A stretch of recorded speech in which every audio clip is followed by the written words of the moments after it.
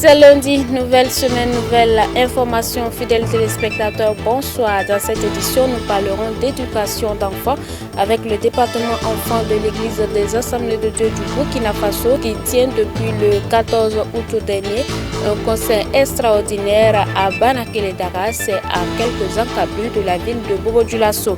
Également, nous ferons écho de la deuxième édition du camp vacances d'incubation de bonnes valeurs de citoyenneté et de patriotisme organisé par l'association Réobot IPN. Voici donc pour le sommet de ce journal. Fidèles téléspectateurs, bonsoir. Merci de nous rejoindre. La ministre de l'Action humanitaire et de la Solidarité nationale, le commandant Pélagie Kaboré, a rendu visite aux participants du camp vacances Faso Mebo pour les encourager et les exhorter à être des modèles dans le Burkina nouveau. On voit cela avec Habiba Laïborema. Visite de personnalité au camp vacances Faso Mebo, la ministre de l'Action humanitaire a rendu visite aux campeurs de ce camp. La patrie passe avant tout et il n'y a pas de révolution sans la discipline et l'ordre, s'est adressé la ministre aux campeurs. Lorsque je vous regarde, en tout cas moi je suis très contente et ça me rappelle un certain nombre de choses que ma propre personne a eu à vivre. Et vous voir dans cette tenue, terre du Burkina, et ensemble vous êtes tous radieux et je me réjouis. Et lorsque je vous regarde, je me réjouis encore plus parce que je me dis que l'avenir du Burkina est assuré. L'avenir du Burkina est assuré parce que ici, vous êtes, c'est vrai, à un camp vacances, mais ce n'est pas un camp comme les autres camps. Vous êtes à un camp qui vous apprend au-delà de certaines choses. Vous êtes à l'école de la vie ici à camp vacances Faso Mebo. Pour le commandant Pélagie Kaboré, ce camp est une école où sortiront des nouveaux modèles de citoyens.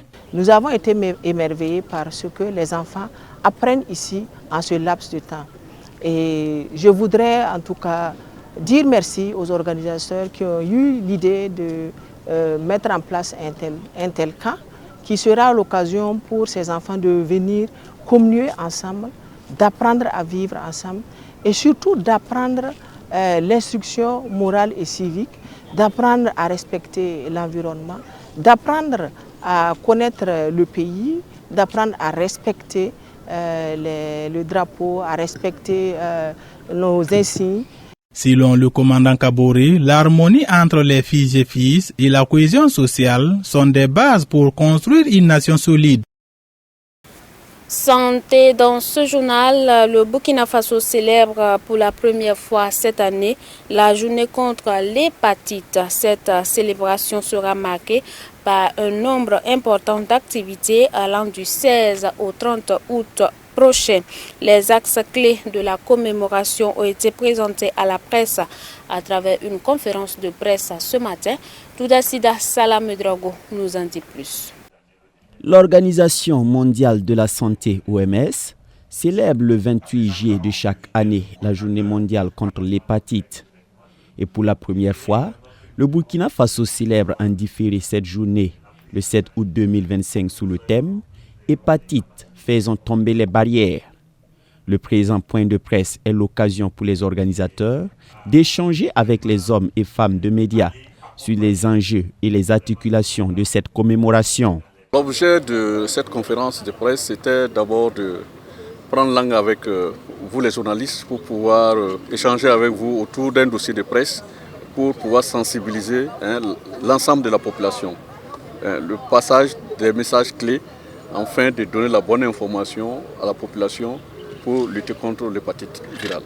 Il s'agit essentiellement, comme on l'a vu le thème, c'est l'hépatite faisant tomber les barrières. On sait que dans la lutte contre les hépatites, il y a un certain nombre d'obstacles, que ce soit économique. Vous avez vu, on parlait donc de discrimination. Il faut faire tomber ces obstacles-là pour pouvoir donner l'accès au traitement à la population. Au programme de cette commémoration débutée depuis le 6 août dernier par une campagne médiatique, plusieurs activités sont à noter, précise le coordonnateur du plan sectoriel santé de lutte contre le VIH-Sida, les IST et hépatite virale. C'est la première fois que nous sommes en train d'organiser cette journée, il faut le reconnaître. Et une des activités, c'est déjà la conférence de presse aujourd'hui que nous avons commencé. Alors demain, il y aura un cross populaire à partir donc, de l'université où tous les acteurs sont invités justement pour rendre visible donc, cette journée-là. Et nous avons la cérémonie officielle qui est prévue le 20 sous la présence donc, de Monsieur le ministre de la Santé. Ici dans cette même salle du SPCNLS, et il y aura un panel qui va suivre. Après donc cette cérémonie officielle, il y aura un panel où nous allons échanger autour donc, des questions scientifiques, techniques liées donc à l'hépatite virale. Selon l'OMS, 254 millions de personnes étaient touchées par l'hépatite B, contre 170 millions pour l'hépatite C en 2022. Au Burkina Faso, les hépatites virales B et C demeurent peu connues en dépit d'une situation sanitaire préoccupante. Nous vous l'annoncions en titre, le département enfant de l'église des Assemblées de Dieu du Burkina Faso, DENAD, tient depuis le 14 août dernier un conseil extraordinaire à Banakélédara. Ce conseil est un cadre pour présenter aux responsables des différentes régions ecclésiastiques le plan national du Bureau national pour amendement. Il sert également de tribune pour outiller les participants en vue d'un meilleur exercice du ministère parmi les enfants. Touda Sida Salam Ouedraogo y était. Suivons ce reportage. Le département enfant des Assemblées de Dieu du Burkina DENAD a de grandes ambitions. Et ce sont ces grandes ambitions qui s'affichent clairement à travers le plan d'action triennal du Bureau national.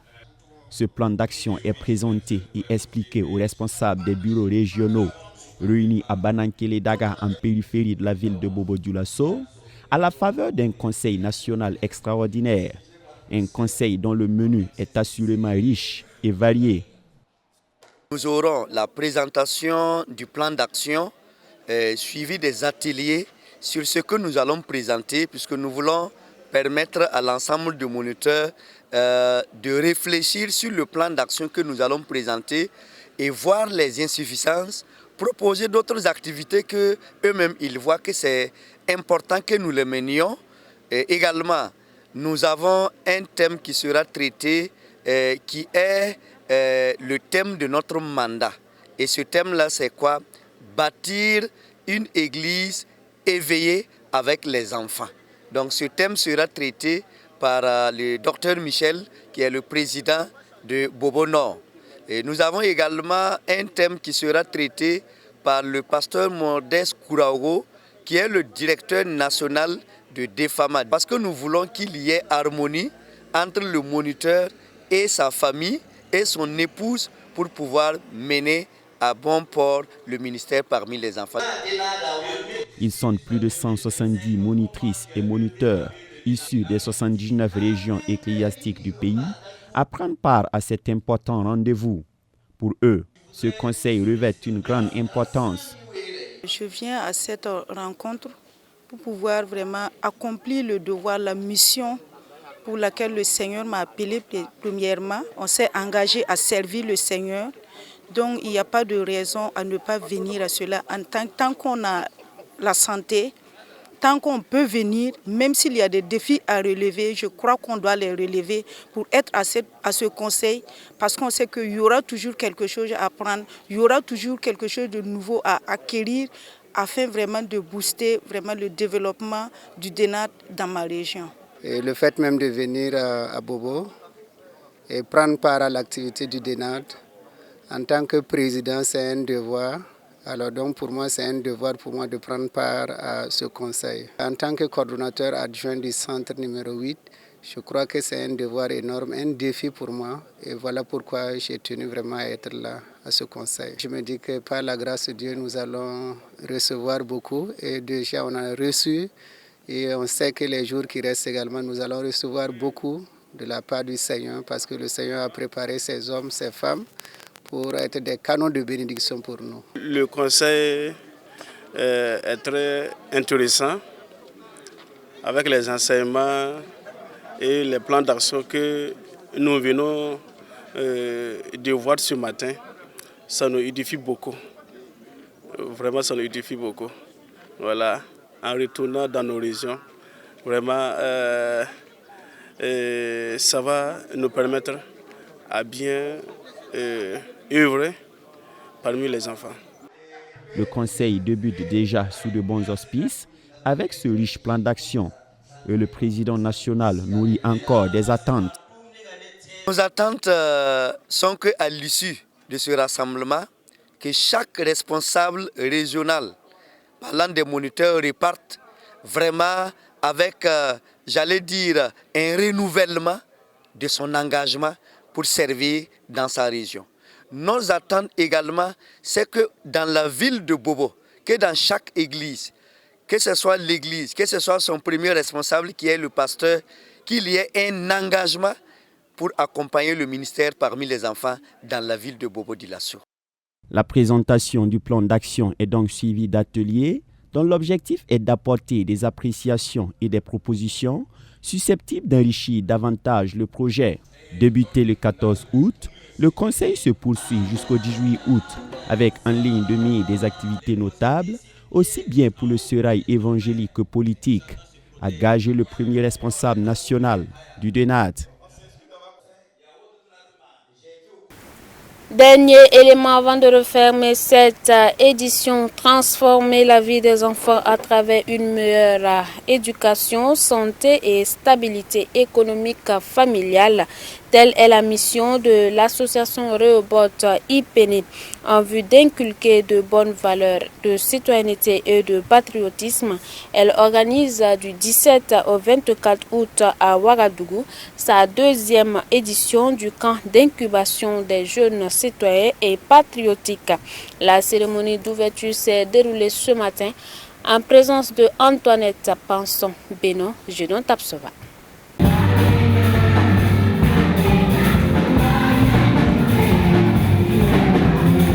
Paix et éducation à la citoyenneté et au patriotisme. Soyez transformés par le renouvellement de l'intelligence afin que vous discerniez quelle est la volonté de Dieu, ce qui est bon, agréable, parfait pour transformer la société. Tiré de Romains 12, verset 2. C'est sous ce thème que se tient la deuxième édition du camp d'incubation des jeunes citoyens et patriotes 2025. Une aubaine pour l'association Rehoboth IPENE d'inculquer de bonnes valeurs de citoyenneté et de patriotisme aux enfants à travers la parole de Dieu. La cérémonie d'ouverture s'est déroulée ce matin au lycée Esdras de Sonré 6 à Ouagadougou. Et nous sommes partis du constat que vraiment la situation dans laquelle le Burkina se trouve, si nous ne revenons pas revoir l'éducation pour travailler et former des citoyens, voilà, donc l'objectif c'est quel type de citoyens nous voulons et comment produire ce type de citoyens dans 10 ans, dans 20 ans, dans 30 ans pour notre pays. C'est de travailler, comme l'a dit le chef de l'État, à la base. Je ne crois pas, on ne change pas une situation par le haut, c'est par le bas. Et je suis convaincu, quand j'ai fait le parcours de ces nations que nous voyons, depuis la Grèce antique, en passant par tout ça, ils sont repartis à la base. Et c'est l'éducation. Voilà, donc je suis convaincu et je m'investis dans ça. Et ma thèse, c'est sur l'éducation chrétienne. Et c'est cela qui m'amène à me donner avec l'association pour la transformation des enfants. Et la particularité de ce camp cette année est que nous avons avec nous les enfants de nos FDS et VDP qui sont tombés pour la patrie. Et au nom de ce patriotisme, nous avons décidé de nous en occuper. Ce sont nos enfants, c'est à nous d'en prendre soin. Les parents sont morts pour la patrie. Nous ne pouvons pas faire quelque chose, sinon d'aider ces enfants à grandir sans sentir la perte de leurs parents. Et ce que nous pouvons faire, c'est ce cadre-là, apporter épanouissement, les encourager, avoir de l'espoir que demain est meilleur et Dieu est le Père des orphelins. Au nom de ce principe, nous avons la responsabilité et je lance l'appel à tout Burkinabé de mettre la main dans la pâte. Le président du Faso, lui seul ne pourra pas, le gouvernement, lui seul ne pourra pas. Il est de notre responsabilité de nous engager. Le Burkina de demain repose sur nos épaules. Du 17 au 24 août 2025, les campeurs seront outillés sur plusieurs plans dont la transformation des mentalités pour une gouvernance et un développement du Burkina Faso. Et concrètement, nous avons des thématiques sur la citoyenneté, le patriotisme, nous avons des thèmes sur la transformation des mentalités avec des docteurs, des spécialistes. Et nous avons une communication stimuler l'esprit d'innovation, créer aux enfants, parce qu'on a la capacité, créer en l'esprit d'innovation. Nous avons des thématiques sur l'éthique, parce que nous voulons des cyber-citoyens responsables. Des responsables du ministère de l'Éducation, de l'enseignement secondaire seront là pour enseigner. Nous aurons des thématiques sur la sexualité, parce que nous voulons une jeunesse bien portante. Nous aurons des communications sur les méfaits de la drogue, parce que ces jeunes, s'ils ne sont pas encadrés, ils vont prendre du n'importe quoi, ils ne seront pas bien portants, ils ne pourront pas bâtir le Burkina Faso de demain. Environ 400 enfants de 6 à 18 ans sont attendus au sortir de ce camp d'incubation à la citoyenneté et du patriotisme. Née depuis 2016, l'association Rebot Ipene a pour mission de transformer la vie des enfants à travers une meilleure éducation, santé et stabilité économique familiale. Et son objectif principal, c'est de promouvoir le développement holistique et une éducation chrétienne.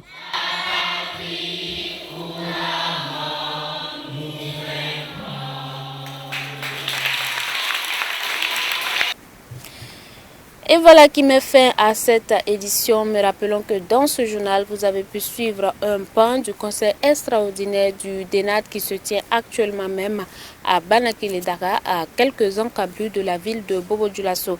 Également, la deuxième édition du camp d'incubation des jeunes citoyens et patriotes a également été lancée ce matin et vous avez pu suivre la cérémonie de lancement. Fin de ce journal, vous nous avez reçus depuis Banakile-Dara. Bonsoir à vous, demeurez bénis en Christ Jésus. Xavier Ouedraogo a réalisé cette édition.